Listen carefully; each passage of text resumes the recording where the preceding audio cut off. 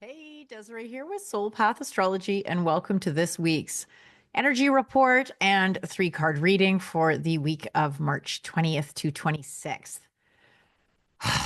This is an action-packed week, you guys. The big one that I'm sure you're hearing from every astrologer everywhere is what's going down on the 24th, and this is where we are finally getting Saturn moving into Aries. This is like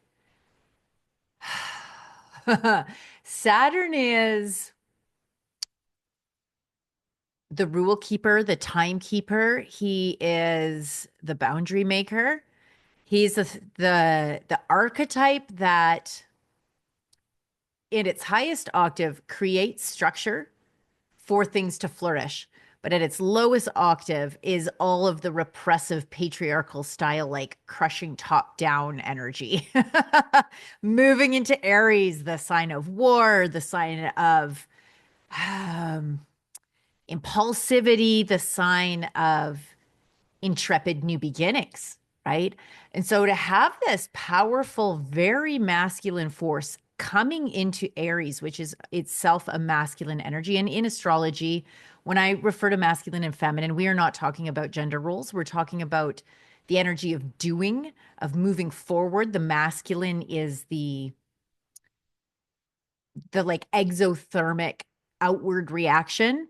The feminine energy is endothermic, interior action. It's receptive rather than giving, right? And so here we have Saturn, which is the rule boundary keeper, who is the fire that forges the steel. Like a lot of astrologers have a sort of hate relationship with Saturn. And certainly before my first Saturn return, which is around 30 for most people, I also had a huge issue with all things Saturnian, which is authority, right? So now we have this authority figure, if you will, the archetype of authority moving into Aries, which is about new beginnings and about, and the 0 degree of Aries as it comes into this on the 24th.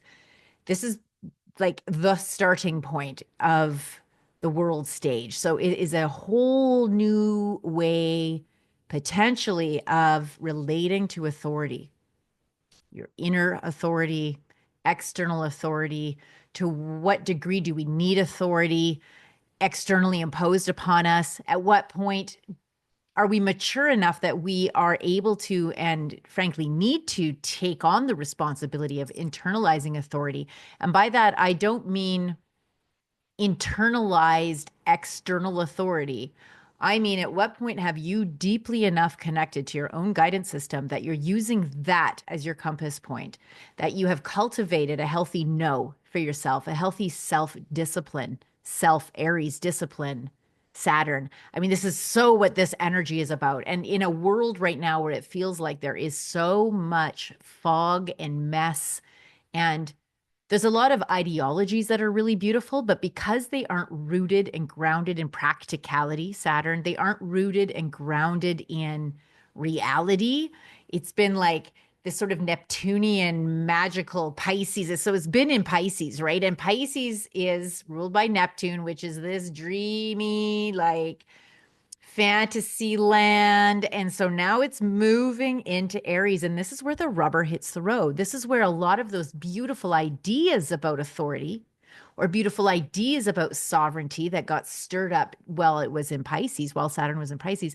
Now this is where the rubber hits the road. And it's like, what if these philosophies and ideas actually work? What if these are really actually going to shift the way that we show up in the world, that are going to be part of the new human as we mutate and evolve on this planet, as our consciousness shifts on what level it operates on? What do we need to bring into place? What structures, self-imposed Aries, self-imposed structures do we need to cultivate? Whatever ideas do we need to cull? Because one of the things that I've been seeing a lot of in my own life, and then of course externally, is having these flights of fantasies, having these ideas that basically amount to trying to use love where what's needed is respect. We need both of these in equal doses. We have a soft, beautiful heart, love, but we need to have a strong, wise spine, respect. And self respect is something that we grow through practicing our own self discipline, learning how to say no to ourselves, learning how to Recognize where maybe some of the ideas we're cultivating or carrying or selling, I mean, they sound really good on paper, right? They're ticking all the boxes, but like there's something fundamentally flawed about them. There's something that just feels like a brand that isn't rooted in reality. It's an addict's really great story to convince why it's okay to have one more hit, right? I mean, this is what I've walked this. I don't ever talk about anything that the fire itself I haven't walked through me. Like if I have not walked this path, if I have not been forged by life's trials and errors and my own falling on my face multiple times, I'm not going to speak to it. For me, this is really about showing up and sharing the wisdom that is hard earned, that I've ignited in my own marrow and in the own blood of my own bones, if you will. And that's what I invite us into on this channel. That is what I'm inviting us into with these readings. I mean, astrology, it can be really tempting to turn it into just like, oh, the planets made me do it, right? And that's not what this is about. This is about the weather. This is about the energy patterns that are there. And right now, as I said, Saturn moves into Aries. This is such a beautiful time to hold up your ideals against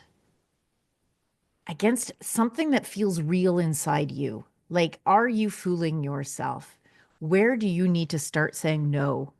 Where do you need to slow down? Where do you need to speed up?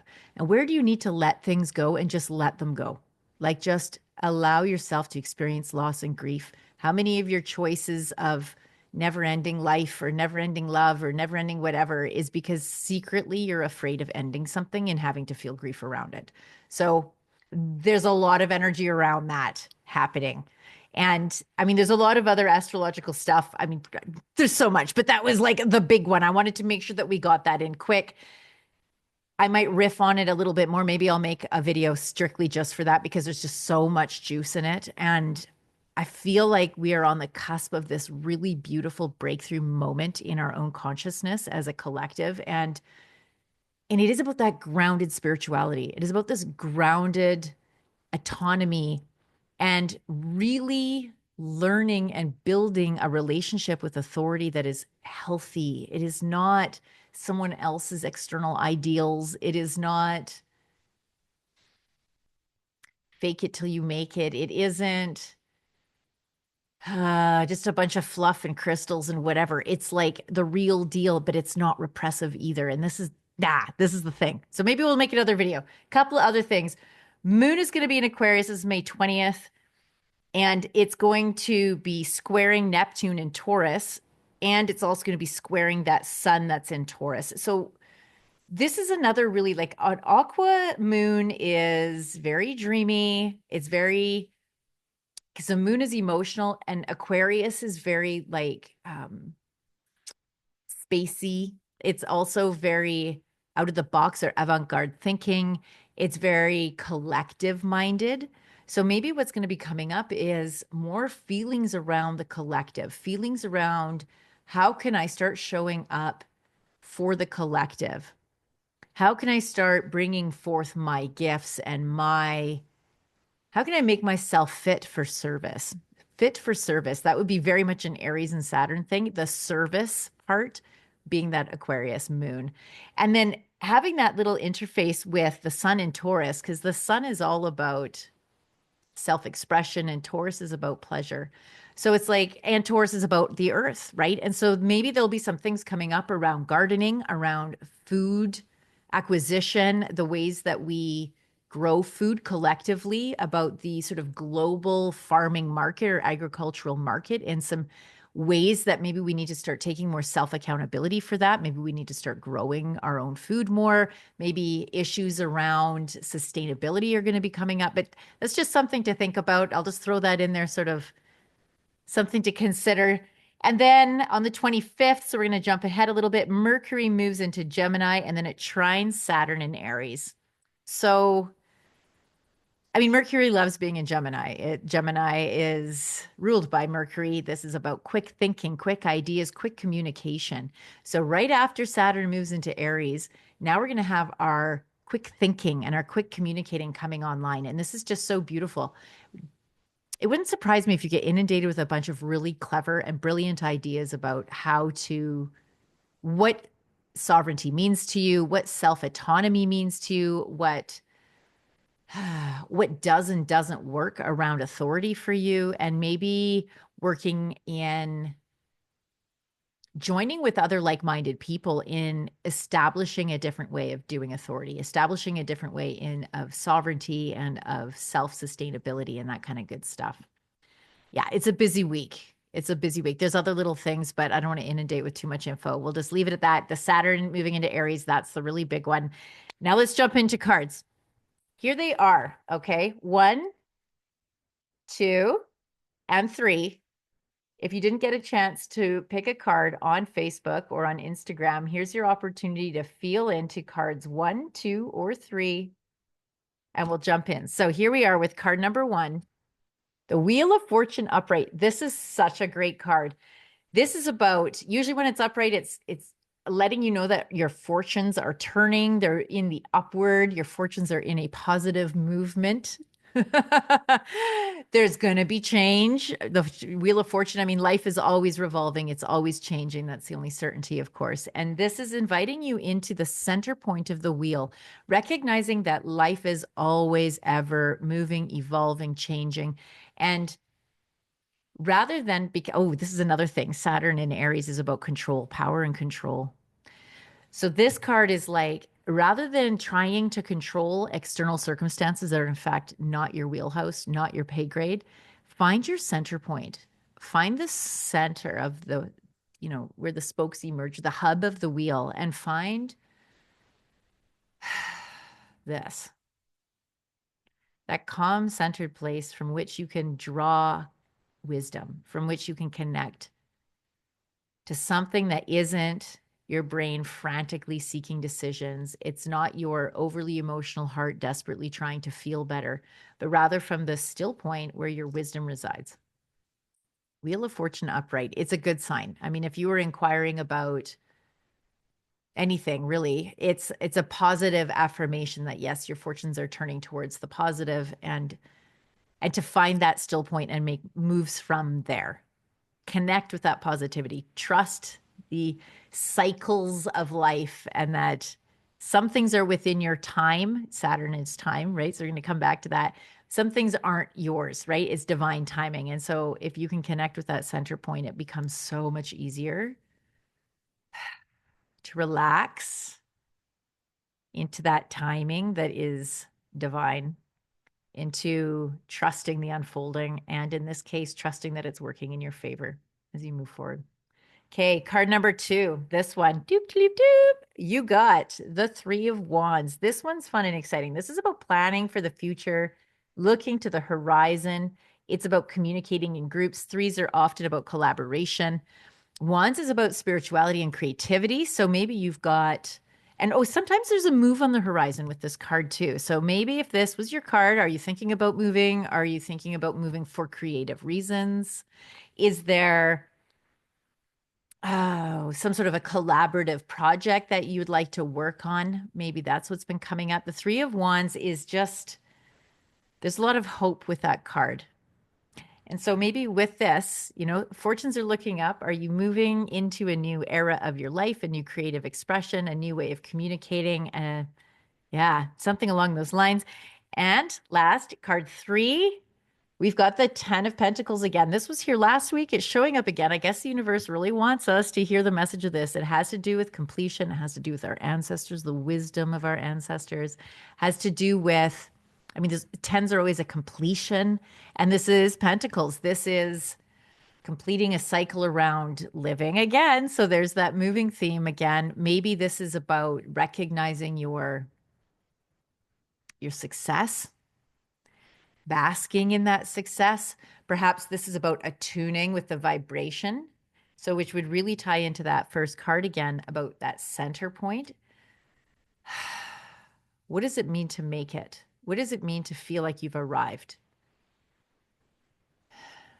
This is so important. Like one of the big things that I'm really becoming highly cognizant of the role that I play, is to attune to certain archetypes, attune to certain energies, and hold the resonance of that so that others can attune to it within themselves. And so in this 10 of Pentacles, there is this wisdom, right? Tuning into your ancestry, tuning into past, present, future, all exist in the single moment of now. There's this invitation into that that is holds the resonance of good fortune, of peace, of ease, of that deep-seated wisdom, like where you can just rest in this moment of knowing that everything is unfolding as it needs to. Trust and relax into the fact the universe knows what it's doing. The universe being a higher octave of yourself, you know what you're doing. And there's an invitation this week to stepping into creating, cultivating, and cherishing at least a few moments each day of connecting to that. Like slow everything down, put your phone down, turn the notifications off. Like just, I invite you to arrive into your space.